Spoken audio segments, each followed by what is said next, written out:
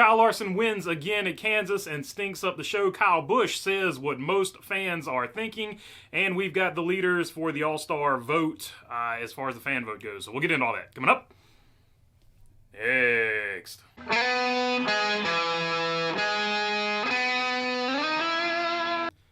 What's going on, everybody? Hope you're doing good today. All right, Kyle Larson wins again. It is his third win of the season. It is going to put him first in points. We're going to get to all that here in just a minute, but it also ties him with a great on the all-time wins list. At 32 years of age and now with 32 wins, he is now tied for 29th with Dale Jarrett on the win list, one win behind Fireball Roberts, who sits at 33. So Kyle Larson, no surprise here, doing what he does. However, he absolutely stunk up the show in doing so. This was probably the most boring race we have seen in quite some time. And I'm going to get to sort of why that is a problem in a little bit. But before I get to that, I want to talk about what I thought was actually the moment of the race. And even though Kyle Larson won it, but I think the biggest moment from this race was actually a quote from Kyle Busch, who said this from motorstardom.com. At least is where I saw the quote of the in-car audio. "These cars suck so bad. Thank you, NASCAR." That, of course, was Kyle Busch. And after watching that race where Kyle Larson won the first stage, won the second stage, led 200 and something or whatever laps, and ended up winning the race. In fact, the only drama toward the end was his tire came apart and sort of put him in a position where maybe Christopher Bell could have caught him if he didn't have such a massive lead to play with. But anyway, that didn't come about. That was the only real drama in this race. And it was just a super boring race. And this comes on a string of back-to-back super boring races. Let's look at the last four races. Bristol, not the Bristol we're used to, not the Bristol that we want to see. It is not the classic Bristol that put on all those memorable races that we all remember, the Terry Labonte, Dale Earnhardt Sr. moment, Dale Jr. winning and screaming, "It's Bristol, baby." None of that. Bristol was an absolute dud, probably one of the worst Bristol races in quite some time. Then you go on to Talladega, just they rode around for the most part. Like, I liked it because I was there. It was my first time going to Talladega. Don't get me wrong, nothing really could have ruined that experience for me. But for everybody watching at home, especially the commercials at the end, Talladega was a horrible race. So back-to-back horrible races there. So what was the next race?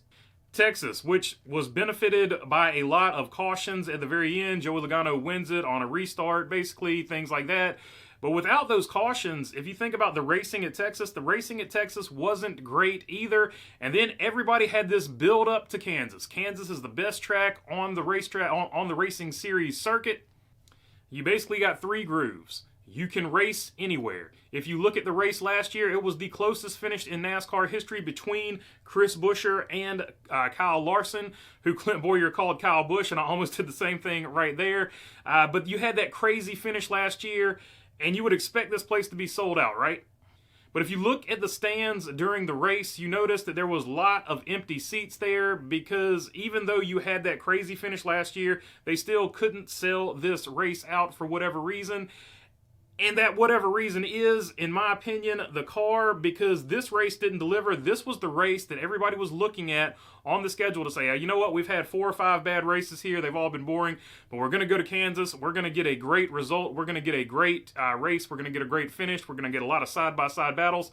It did not exist there this weekend, and that is a huge problem because everybody was expecting this to be a good race, and now that this isn't a good race, it seems like the car is now a seriously huge problem because what this car had been excelling at is 1.5 mile racetracks. And now it's not even good at 1.5 mile racetracks. Like, okay, I talked about this last episode. We've given up short tracks, right? We've given up them. We've given up super speedways, and now we've given up road courses. Now the 1.5 miles aren't racing good either. So NASCAR really needs to take a look at this car. They said at the end of last season they basically didn't have enough time to do anything logistically to this car, but they have definitely got to get something in place to get this car changed radically for the 2026 season. We're just going to have to suffer through the rest of this 2025 season with this car, but at the end of the day, the car is the story of this race and how bad it is. Because when a car gets out front, they can aero block. The aero block is worse probably than it's ever been with that diffuser thing at the back of the car, just directing air directly at whoever is behind you. So whoever is out in front can basically just keep that lead for however long they want to at a lot of these tracks. Couple that with the fact that the tires are way too wide. The tires definitely need to be narrowed quite a bit, substantially, or at least put grooves in them. They need to do something to give up some of the grip, some of the traction. And the horsepower is far too low. They need more horsepower, no doubt about it. They've talked about maybe giving the 750 package or something like that a try. Well, they definitely need to do it sooner rather than later because more horsepower is better. Yes, it's not 1,000 like we want, but 750 is a lot better than the 650 we've got. It's going to create more variation throughout the field, and it's going to create just better, or hopefully it will at some point create better racing. But this has just been a thing for a long period of time now. You can't just keep burying your head in the sand if you're NASCAR and saying it's the fans' fault, the fans are crazy, the racing is great, like Elton Sawyer came out and said the other week. We had, however many changes for the lead at Talladega. It was a great race. Who cares what the fans said? They don't know what they're talking about. Like, you can't keep taking that approach because the car is so freaking bad, man. Like, you have got to do something about the car. Like, you've got to fix it at some point. It's getting ridiculous. So yeah, I hate to be super negative on this one, but that's really the only thing I could take away from this race, and it's been building for a while. And I do like to give counterpoints because that is my perspective on this. But there are going to be some people that like this race and thought this race was good, and their counterpoint is going to be Kyle Larson might not have run away with this lead if, and that if is going to include these drivers that had problems. If Chase Elliott hadn't have had trouble in the pits, maybe we have a more interesting race. If Denny Hamlin doesn't have the transmission issue, maybe we have a better race there because Denny Hamlin certainly had a car capable of winning this race. If William Byron doesn't blow that right rear tire and go a couple of laps down, maybe he gets up there and challenges Kyle Larson as well. And also Brad Keselowski looked like he was running really well, went too aggressive with the air pressure there to get to where he was going. But if Brad Keselowski was able to keep that pace with maybe a little slightly less air pressure there, if he had gotten up there, maybe we have a different race. But I can't live in the if world. I can't live in the fantasy world of if that happened. That didn't happen, and it exposed today what is wrong with this car, and that's really the only takeaway I have from this race is that the car, now that these teams have figured it out, it's putting on the worst racing I've ever seen in the history of NASCAR. So they have got to fix this car at some point.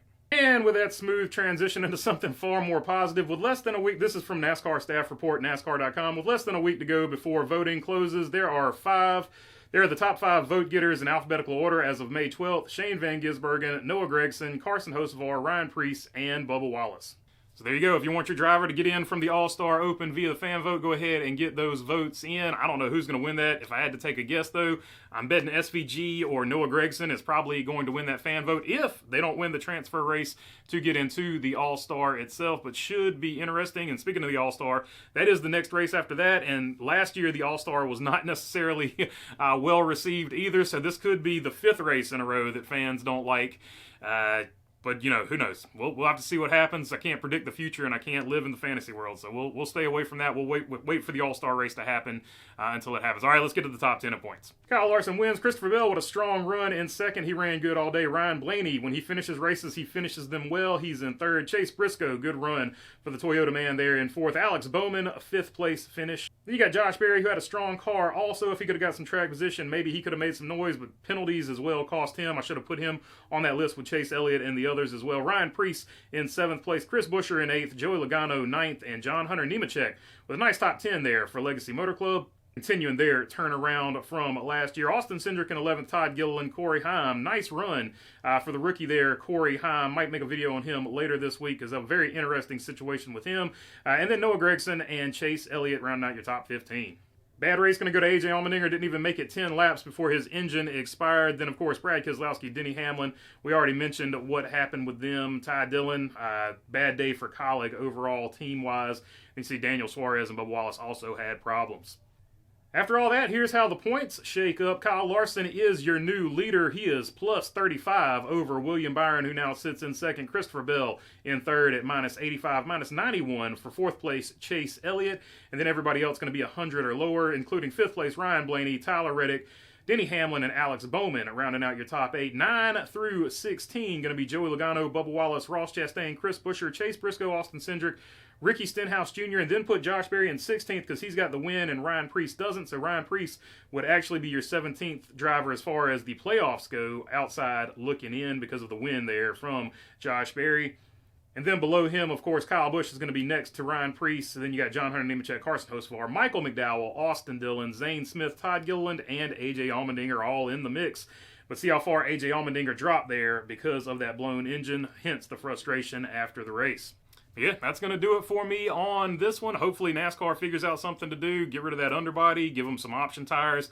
They got to figure out something here because this car just needs a total overhaul, in my opinion, which probably could be coming in 2026. But this year, they got to do something this year. Something to at least make it more competitive. All right. Rambled on long enough. Catch y'all on the next one. Peace.